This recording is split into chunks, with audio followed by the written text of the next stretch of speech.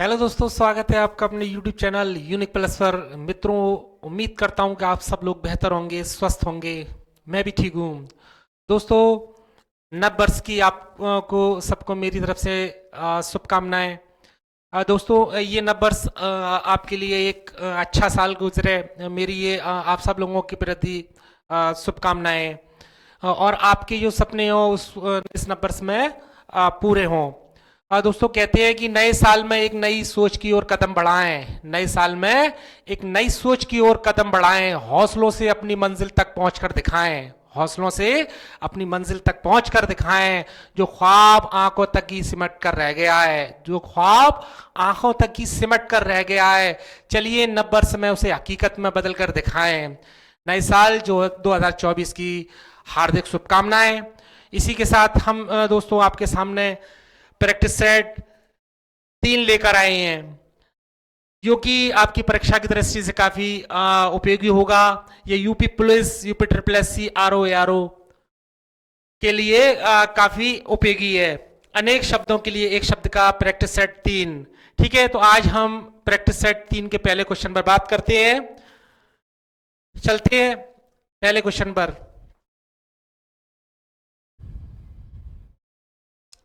बहुत तेज चलने वाले के लिए एक शब्द है।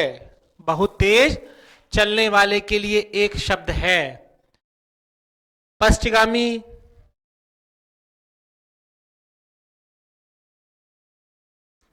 द्रुतगामी, शीघ्रगामी के अनुगामी। तो बहुत तेज चलने वाले के लिए एक शब्द की अगर बात की जाए दोस्तों, तो यहां द्रुतगामी कहलाता है। क्या कहलाता है? द्रुतगामी। ऑप्शन नंबर 2 था हमारा आंसर यहां। पीछे की ओर चलने वाला पक्षगामी कहलाता है। पीछे की ओर चलने वाला पक्षगामी कहलाता है। और पीछे पीछे चलने वाला अनुगामी कहलाता है। और शीघ्रगामी आप जानती हो, जो शीघ्र किसी का वो करे जल्दी। ठीक है, और यहां हमारा ऑप्शन नंबर 2 हमारा आंसर होता है। दूसरे क्वेश्चन पर बात करते हैं। दिए गए शब्दों में से कौन सा शब्द जो अवैध संतान हो वाक्य के लिए उपयुक्त है? अवैध संतान हो वाक्य के लिए उपयुक्त है। कुलीन, जारज, दत्तक, अंत्यज। ठीक है, इसको हम क्या कहते हैं? तो दोस्तों, यहां पर अगर बात की जाए अवैध संतान के लिए, तो उसको हम जारज कहते हैं। जारज कहते हैं। ठीक है, और गोद लिए हुआ पुत्र दत्तक पुत्र कहलाता है। दोस्तों, गोद लिए हुआ पुत्र जो होता है वो दत्तक कहलाता है। और इसी क्रम में अगर बात करते हैं हम, जैसे कि ऊंचे कुल में उत्पन्न हुआ हो, जो ऊंचे कुल में उत्पन्न हुआ उसको कुलीन कहते हैं। और अंत्यज कहते हैं जिसका जन्म शूद्र वर्ण में हुआ हो। जिसका जन्म शूद्र वर्ण में हुआ उसको हम अंत्यज कहते हैं। ठीक है, तो ऑप्शन नंबर 2 का, क्वेश्चन नंबर 2 का ऑप्शन नंबर 2 हमारा आंसर होता है। ठीक है, नेक्स्ट क्वेश्चन पर बात करते हैं। किसी कार के लिए दी जाने वाली आर्थिक सहायता, किसी कार के लिए दी जाने वाली आर्थिक सहायता वाक्य हेतु उपयुक्त शब्द है। अनुदान, तकाबी, दक्षिणा के ऋण। आर्थिक सहायता का किसी कार के लिए दी जाती है तो दोस्तों उसको हम अनुदान कहते हैं। ऑप्शन नंबर पहला हमारा आंसर होता है।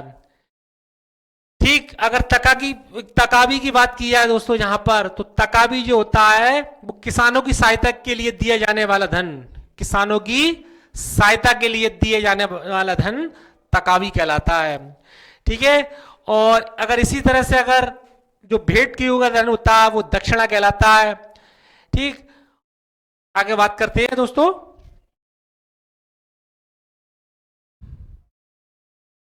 जिसको भूमि के अंदर की जानकारी हो के लिए सही शब्द का चयन कीजिए। जिसको भूमि के अंदर की जानकारी हो, सही शब्द का चयन कीजिए।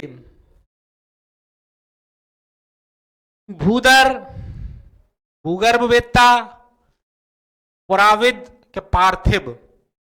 ठीक है, तो ऐसे शब्द को अगर देखा जाए भूमि के अंदर की जानकारी हो, उसके लिए भूगर्भवेत्ता होता है। ऑप्शन नंबर 2 हमारा यहां आंसर होता है, भूगर्भवेत्ता।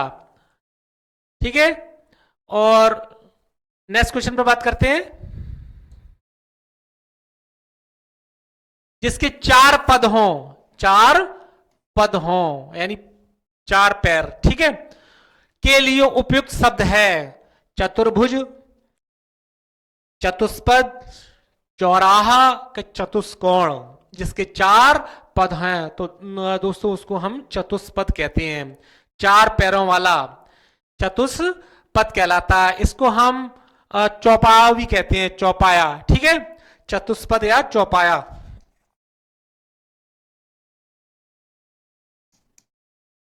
चौपाया, ठीक है। चतुर्भुज जिसकी चार भुजाएं हो उसको चतुर्भुज कहा जाता है। और चौराहा जिसके चार राह यानी चार रास्ते हों उसको चौराहा कहलाता है। और चतुष्कोण जिसमें चार कोण हों वो चतुष्कोण कहलाता है। तो यहां जिसके चार पद हैं, पद की बात हो रही है दोस्तों, तो चार पद यानी चतुष्पद, ठीक है, चौपाया, चार पाय वाला। जो क्षमा पाने लायक है के लिए उपयुक्त शब्द का चयन कीजिए। जो क्षमा पाने लायक हो उपयुक्त शब्द का चयन कीजिए। क्वेश्चन नंबर 6 का, क्षम, अक्षम, सर्वमान के दुर्धर्ष। तो क्षमा पाने लायक हो इसके लिए दोस्तों हम क्षम कहते हैं, उसको क्षम कहते हैं। और क्षम जो क्षमा पाने ना लायक हो। सर्वमान जो सम्मान हो, ठीक है, वो सर्वमान कहलाता है। ठीक, नेक्स्ट क्वेश्चन पर बात करते हैं। क्वेश्चन नंबर 7 का दोस्तों, इसी तरह से हम आपके सामने लगातार प्रैक्टिस सेट और वीडियोस लाते रहेंगे। आप लगातार हमारे चैनल से जुड़े रहें, चैनल को लाइक करें, कमेंट्स करें, सब्सक्राइब करें, ठीक है। और ये जितने भी प्रैक्टिस सेट हैं आपकी आने वाली परीक्षा की दृष्टि से काफी उपयोगी साबित सिद्ध होंगे, इसलिए आप लगातार हमसे जुड़े रहें, ठीक है। क्वेश्चन नंबर 7 पर बात करते हैं। जिनका यश चारों ओर फैल गया हो उस वाक्य हेतु उपयुक्त शब्द है। जिसका यश चारों ओर फैल गया हो उस वाक्य हेतु उपयुक्त शब्द का चयन कीजिए। प्रतिष्ठित, यशवी, पौरुषे की महत्वाकांक्षी। तो ऐसे व्यक्ति को दोस्तों जिसका यश चारों तरफ फैल चुका हो उसको यशवी कहते हैं। क्या कहते हैं? यशवी। क्वेश्चन नंबर 7 का ऑप्शन नंबर 2 हमारा आंसर होता है, ठीक है। नेक्स्ट क्वेश्चन पर बात करते हैं। अनुकरणीय शब्द के लिए उपयुक्त वाक्य का चयन कीजिए। अनुकरणीय शब्द के लिए उपयुक्त वाक्य का चयन कीजिए। जो अनुकरण करने योग्य हो, पीछे पीछे चलने वाला, जो अनुग्रह से युक्त हो, जो उपयुक्त ना हो। तो दोस्तों जो अनुकरण करने योग्य हो, जो अनुकरण करने योग्य हो उसको हम अनुकरणीय कहते हैं। क्वेश्चन नंबर 8 का ऑप्शन नंबर पहला हमारा आंसर होता है, ठीक है। नेक्स्ट क्वेश्चन पर बात करते हैं। मरणासन अवस्था वाला के लिए एक शब्द है। मरणासन अवस्था वाले के लिए एक शब्द है। मैमत्य, मुमूर्सु, मुमूर्सु, मृतगामी, निर्विकारी। अगर बात करते हैं मरणासन अवस्था वाले के लिए लेकर तो दोस्तों उसको हम मुमूर्सु कहते हैं। ऑप्शन नंबर 2 हमारा आंसर होता है, ठीक है। नेक्स्ट क्वेश्चन पर बात करते हैं।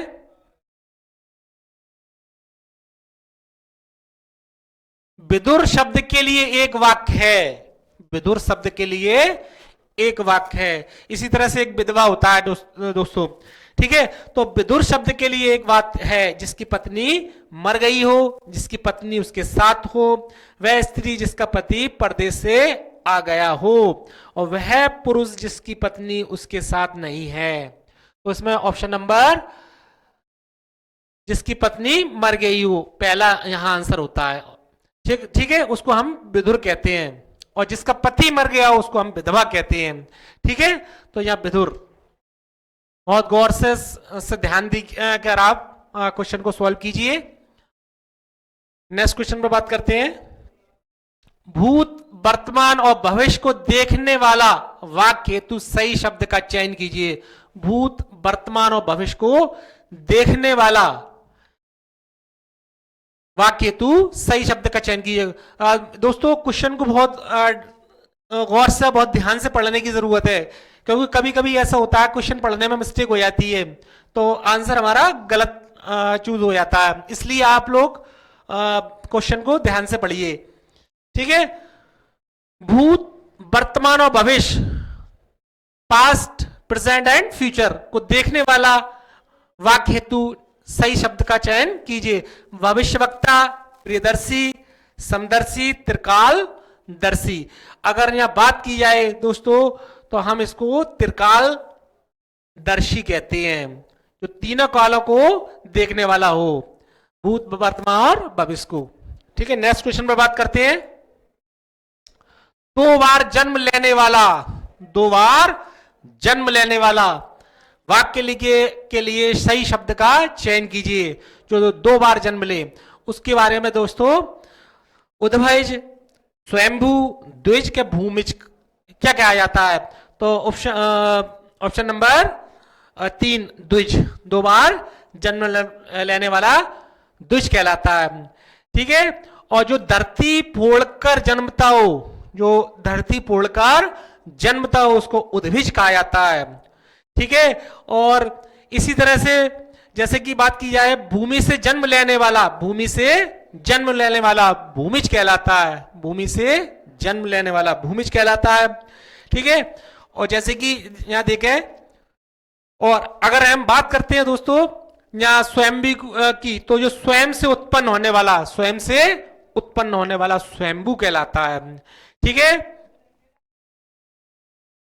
उद्भिज, एक बार फिर मैं आपको बताऊं, 2 बार जन्म लेने वाला यानी द्विज क्या कहलाता है? द्विज। और अगर बात करते हैं हम यहां जैसे धरती फोड़कर जो जन्मता हो उसको उद्भिज कहते हैं। और स्वयंभू, स्वयं से उत्पन्न होने वाला, स्वयं से उत्पन्न होने वाला।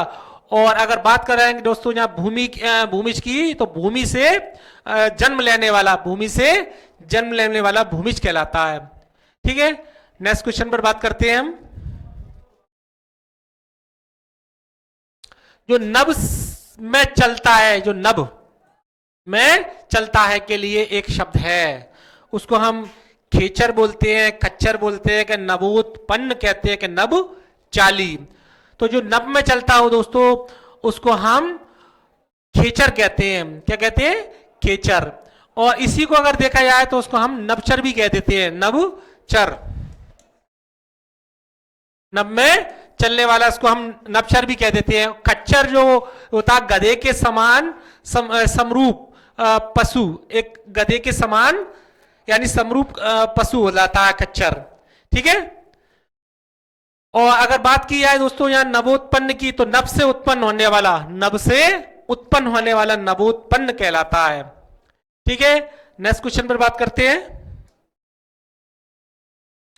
खलवाट शब्द किस वाक्य के लिए प्रयोग हुआ है, उपयुक्त है? खलवाट, अगर यहां बात करें खलवाट की, तो वह स्त्री जिसका पति दूसरा विवाह कर ले, पुत्री का पुत्र, शिला पर खुदा लेख, जिसके सिर पर बाल ना हो। तो खलवाट दोस्तों जिसके सिर पर बाल ना हो उसको हम क्या कहते हैं? खलवाट कहते हैं, ठीक है। ऑप्शन नंबर 4 हमारा यहां आंसर होता है। और वह स्त्री जिसका पति दूसरा विवाह कर ले, वह स्त्री जिसका पति दूसरा विवाह कर ले उसको अधयूड़ा कहते हैं, अधयूड़ा,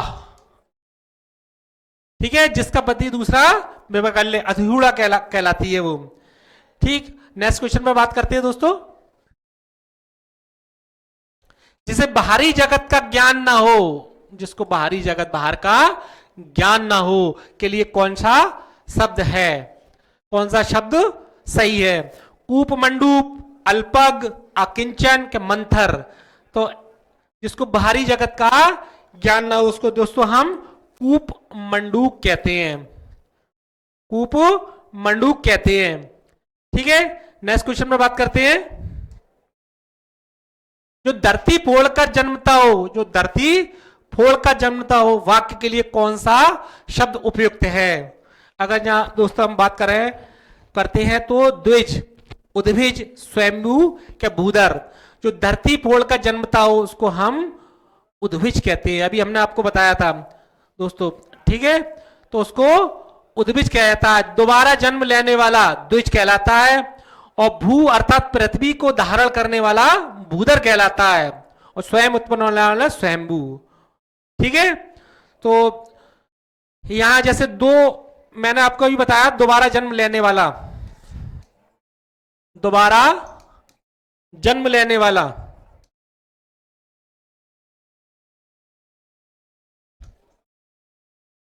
ठीक है। स्वयं भी स्वयं से उत्पन्न,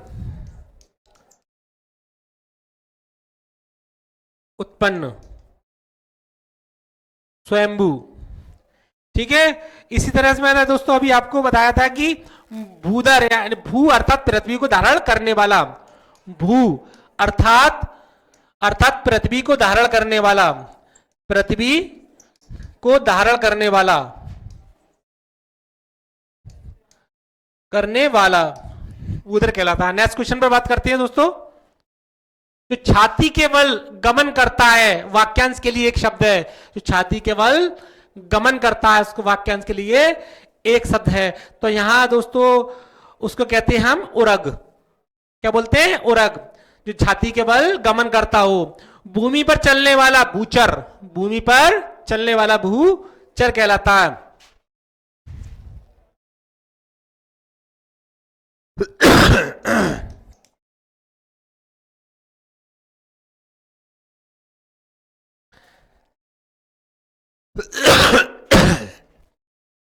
पेट के बल चलने वाला उदरचर कहलाता है, जो पेट के बल चले वो उदरचर।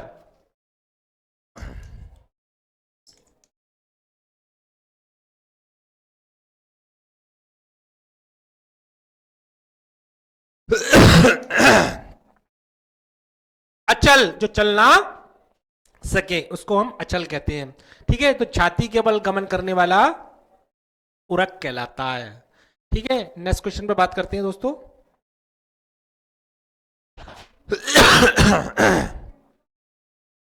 निम्न में कौन सा शब्द जिसको छोड़ा नहीं जा सकता वाक्यांश के लिए सही प्रतीत होता है? जिसको छोड़ा नहीं जा सकता वाक्यांश के लिए सही प्रतीत होता है। अगर यहां हम बात करते हैं दोस्तों, तो जिसको छोड़ा नहीं जा सकता उसको अत्याज कहते हैं। अत्याज, त्याज कहते हैं जिसको त्याग दिया गया, जिसको छोड़ दिया गया हो, ठीक है। और क्षम जिसको क्षमा ना किया गया हो, ठीक है। अगर इसकी बात नई बात करते हैं तो जिस पर अभियोग लगाया गया उसको अभियुक्त कहते हैं, जिस पर अभियोग लगाया गया हो, जिस पर अभियोग लगाया गया हो